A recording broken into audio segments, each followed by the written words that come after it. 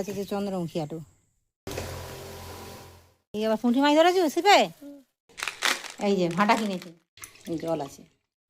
নমস্কার, কেমন আছেন সবাই? আজ রবিবার, বাজে এখন 7:20।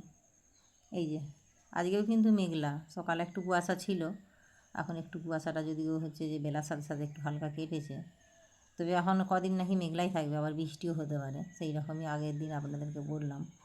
চলুন কাজকর্ম সেরে গোপালকে ঘুম থেকে তুলে দিই। আজকে যদিও টিউশন পড়তে যাবে না, কিন্তু পড়াতে আসবে ম্যাম। এই রবিবার দিনটায় সকাল 9টা থেকে পড়ার টাইম। এই যে এখনও ঘুমাচ্ছে নিশ্চিন্ত মনে। আচ্ছা গোপাল, গোপাল উঠে পড়ো, উঠে কিছু খাবে, মুখ টুক ধুয়ে তারপরে তো ম্যাম পড়াতে চলে যাবে। চলো উঠে পড়ো, চলো উঠে পড়ো, উঠে পড়ো, নাহলে পড়িয়ে ছুটি হতে হতে বেলা হয়ে যাবে, তখন আবার খিদে পেয়ে যাবে, সেই ভাত খাওয়ার টাইম হয়ে যাবে আবার। উঠে পড়ো, উঠে মুখ টুক হাত ধুয়ে কিছু খাওয়া দাওয়া করে দেবে। চলো, খেতে পাচ্ছে? রাতে খাওনি? হ্যাঁ, যখন বললাম খেয়ে নাও, তারপরে খাবো নি, পরে খাবো, আর লাস্টে ঘুমিয়ে পড়লি। ওকে খেতে দিয়ে আমি একটু বেরোবো আমাদের সেই আলু জমির মাঠের দিকে, মানে আমাদের যে নদী পালের দিকে আলু জমির মাঠ। এই যে চলে এসেছি, এখানে এসেছি আলু কিনতে। আমাদের পাড়ারই একজনের জমিতে আলু খোলা হয়েছে, তার জমিতে আলুর বস্তার প্যাকেট করা আছে, সেখান থেকে 4 বস্তা নেব, নিয়ে বাপের বাড়ি পাঠাবো। আর আজকে আমাদেরও 1 বস্তা কিনেছি, তবে আমাদের পাড়ায় ঘোরলা আলু বাড়ি থেকে নিয়েছি। আর প্রত্যেক বছরই হচ্ছে যে এই মাঠে আলু হয়, আর এই প্রত্যেক বছর বন্যার সময় এখানটায় ডুবে যায়, মানে নদীতে জল বাড়ার সাথে সাথে এই মাঠটা কিন্তু ডুবে যায়। এটা হচ্ছে যে এই যে বাঁধটা দেখছেন, এই বাঁধের নদী পৃষ্ঠের হচ্ছে যে বাঁধ। চলুন যাই বাড়ি। এই যে চলে এসেছি বাড়ি। সঙ্গীতাও গিয়েছিল আমার সাথে, ও ছিল একটু ডাক্তারখানায়, তারপর আমি মাঠের দিকে গিয়েছিলাম। ওর একটু আবার ঠান্ডা লেগেছে মামা বাড়ি থেকে ঘুরে আসার পরে। এই যে এদিকে টিউশন পড়াতে চলে এসেছে আমাদের সারা পেয়ে, আবার গোপাল আবার বাড়ি থেকে বেরিয়ে এসে দেখলো কে এসেছে। এই যে 2টি বস্তায় করে আলু নিয়ে এসেছি, আলুগুলো বিকেলবেলায় গুছাবো। আর এইদিকে এখন সঙ্গীতা মাংসটা ধুয়ে দিচ্ছে, আর ওইদিকে যেহেতু ম্যাম পড়াচ্ছে, ম্যামের জন্য আমি একটু ততক্ষণে চা বানিয়ে দিয়ে এসে তারপরে রান্নার জোগাড়টা করব। আলু ওইদিকে নেওয়াও হয়ে গেছে 4 বস্তা, টোটোও বলা হয়ে গেছে, তারা হচ্ছে যে টোটো রওনাও দিয়েছে বাপের বাড়ির উদ্দেশ্যে। ওদের ওখানে আলু চাষ হয় না, ধান চাষই হয়। প্রত্যেক বছর আলু কিনে রাখে এদিক ওদিক থেকে, কয়েক বছর হলো আমাদের এখান থেকেই আলু যাচ্ছে। আর আজকে হচ্ছে যে নতুন আলুর গোটা গোটা করে মাংসতে দেবো। আজকে যেহেতু মাংস রান্নাটা আলু দিয়েই করব, তাই ভাবলাম একটু বেশ মিডিয়াম সাইজের আলুগুলো গোটা গোটা করেই মাংসের মধ্যে দেবো। আলুগুলো তাড়াতাড়ি সেদ্ধও হয়ে যাবে, চন্দ্রমুখী আলু আজ যদিও। আর এই যে কয়েকটা পিস মাংস তুলে রাখলাম একটু, কেননা যদি চাউমিন খাই, চিকেন চাউমিন করে দেবো সেই জন্যে। আর আলুটা কেন বেশি ভাজি সে তো আপনারা জানেনই। প্রত্যেকবার হচ্ছে যে আলু ভাজার সময়, মাংসের আলু যখন বিশেষ করে যখন ভাজি, ওই টুকটুক করে খেতে খেতে প্রায় কমেই যায়। বিশেষ করে কেউ খাক নাই খাক, গোপাল তো খাবেই, আবার সঙ্গীতাও মাঝে মাঝে ওদের সাথে গোপালের সাথে সাথ দিয়ে দেয়। ওদিকে আলুগুলো ভেজে তুলে নিয়েছি, আর এইদিকে হচ্ছে যে পেঁয়াজটা দিয়ে ওইদিকে বসিয়ে দিয়েছি। আর এই যে দেখুন হাতটা কীরকম বাড়িয়ে আলুটি নিয়ে চলে গেল। চলুন দিয়ে দেবো একে একে আদা রসুন। আর এবছর হচ্ছে যে আলু কিনে রেখেছি ঘোড়লা আলু, মানে ঘোড়লা আলু বলতে মানে বাড়িতে মাঠ থেকে খুলে নিয়ে এসে বাড়িতে অনেক দিনই ছিল। আলুটা যদিও ভালো, পাড়া থেকেই নিয়েছি। মাঠে সেই আমাদের সেপারের মাঠেও বিরাট মানে বড় মাঠে আলু চাষ হয়, সেখানে মাঠে আলুর দাম কম, তবে সেই আলুর কোনো গ্যারান্টি নেই, আলু বলবে এক কিন্তু দেবে এক।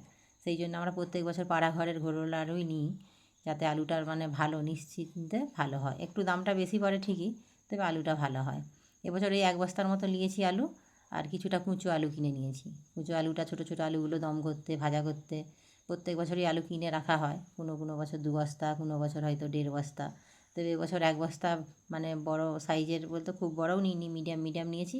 আর একদম যে ছাঁট কুঁচো আলুগুলো ওইটা হচ্ছে যে ওই 16 কিলোর মতো নিয়েছি। আর বাপের বাড়ি পাঠানো হয়েছে বড় আলু 4 বস্তা, আর ওই কুঁচো আলু 20 কিলো। কুঁচো আলুটাও 1 বস্তা নেবে বলেছিল, তবে কুঁচো আলুটা পেলাম না ঠিক মতো, সেই জন্য কুঁচো আলুটা অল্প করেই দিয়েছি। এরই মাঝে আবার রান্না বসানোর আগে টোটোতে গিয়ে কুঁচো আলুর বস্তাটাও, ওটা বাড়িতে ছিল যেহেতু যাদের কাছ থেকে আলু নিয়েছি, সেটিও আবার টোটোতে তুলে দিয়ে এসেছি। চলুন, আর ওইদিকে গোপালের কাণ্ড দেখুন, মাছ ধরেছে। এই আবার পুঁটি মাছ ধরেছি শিপে। হ্যাঁ, কোথায় ধরলি? ওই করছে সারাদিন, কালকে ভাঁটা কিনে এনেছে 4টি, ভাঁটা দিয়ে খেলছে, পুঁটি মাছ ধরছে। আজকে আবার 30 টাকার ভাঁটা কিনে এনেছে। ওই যে হ্যাঁ, ওর দিদা নাকি ওকে পয়সা দিয়েছে কালকে মামা ঘর থেকে আসার সময়, 20 টাকার করে ফুচকা খেয়েছে আর 30 টাকার ভাঁটা।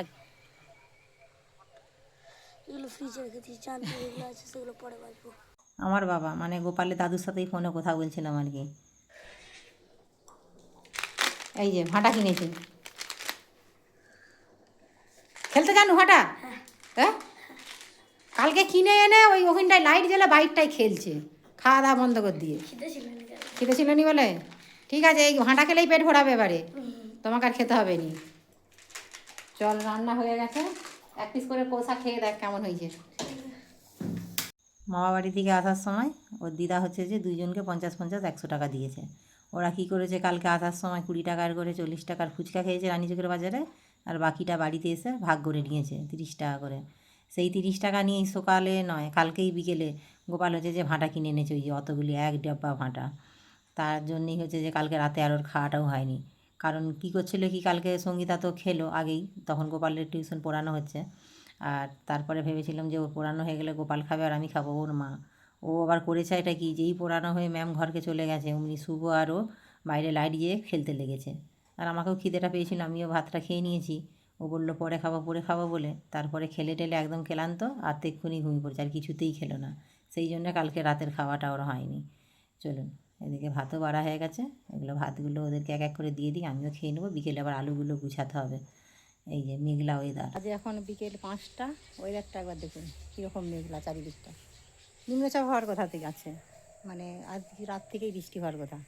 এই যে আলুগুলো সব হচ্ছে যে ঢেলে দিয়েছি এখানে, এই যে আলুর বস্তাগুলো, মানে 1 বস্তা আলু 50 কিলো 2 বস্তায় করে নিয়ে এসেছিলাম, ঢেলে দিয়েছি। এতে বালি ধুলো অনেক আছে, এগুলো ঝেড়ে ঝেড়ে তুলে রাখবো একটু ভালো করে, আর একটু করে।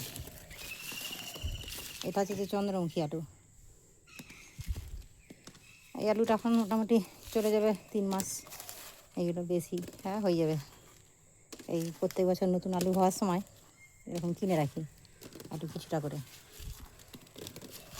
এইগুলো এখন ঝোড়াই করে নিয়ে গিয়ে ওই রুমের ভিতরে খাটের তলায় একটা পাতলা সুতির কাপড় বিছিয়ে দিয়েছি, তার উপরে বিছিয়ে রেখে দেবো।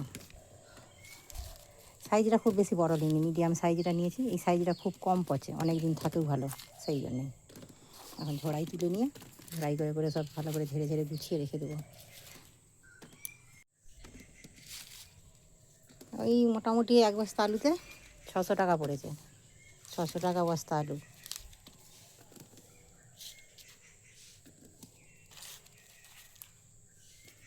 এটাই আগে নিয়ে যাই, তারপরে ওগুলো আস্তে আস্তে নিয়ে যাবো আবার। এই যে তোলা হয়ে গেছে, এটাই শেষ ঝোড়া, এই ঝোড়াটা তুললেই হয়ে যাবে। এবছর প্রচুর আলু হয়েছে, আলু ফলন চাষিদের। তো হলে কী হবে, আলুর দাম নেই যেই হিসাবে, আলুর খরচ, আলুর হচ্ছে যে চাষের খরচা, তারপরে কষ্ট, সেই হিসাবে দাম নেই। যেই হিসাবে ফলন হয়েছে, হয়তো চাষিরা দামটা যদি পেতো 2 পয়সা লাভের মুখ দেখতে পেতো। চারিদিকে সোশ্যাল মিডিয়ায় দেখতে পাচ্ছি তো, এত আলুর ফলন হয়েছে কিন্তু আলু মাপেনি।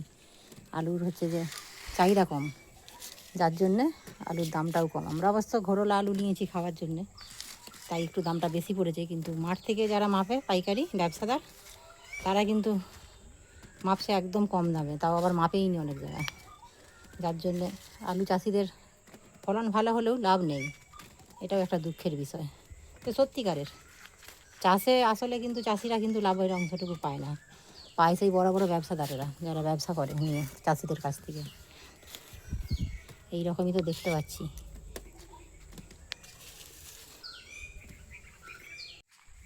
যারা বড় বড় চাষি বিঘে বিঘে চাষ করে এই চাষের উপরে লোন নিয়ে, তাদের অবস্থাটা খুবই মানে বেহাল। চারিদিকে সোশ্যাল মিডিয়ার মাধ্যমে সেটাই দেখছি, খুবই অবস্থা খারাপ। এত কষ্ট করে যে চাষ করে, সেই চাষের পরিশ্রমের দামটুকু পর্যন্ত তারা পায় না। চলুন, হয়ে গেছে, আলুগুলো গুছিয়ে নিই। আর বাবার বাড়ি থেকে করা নারকেল দিয়েছে, নারকেলগুলোও গুছিয়ে রাখি। ওই যে আলুর বস্তা পাঠিয়েছিলাম টোটোতে করে, সেই টোটোতে করেই করা নারকেল দিয়ে দিয়েছে। কালকে সঙ্গীতা আনতে পারবে না বলে ঠিক করে দেয়নি, আমি বারণ করেছিলাম পরে নিয়ে আসবো, কিন্তু আজকে দিয়ে দিয়েছে। চলুন, এগুলো তুলে রাখি। এই যে এইভাবে খাটের তলায় একটা সুতির কাপড় বিছিয়ে আলুকে বিছিয়ে রেখে দিয়েছি। একে তো আলুর দাম নেই, সেটা তো বললামই। আর এক কী কাণ্ড, এই যে মেঘলা নিম্নচাপ, এই নিম্নচাপের কারণে যদি আবার বৃষ্টি হয়, সব চাষিদের তো আলু খোলা হয়নি, কিছু কিছু বাকি আছে। যাদের খোলা হয়েও গেছে, তাদের সেই মাঠেই কাঁড় হয়ে আছে।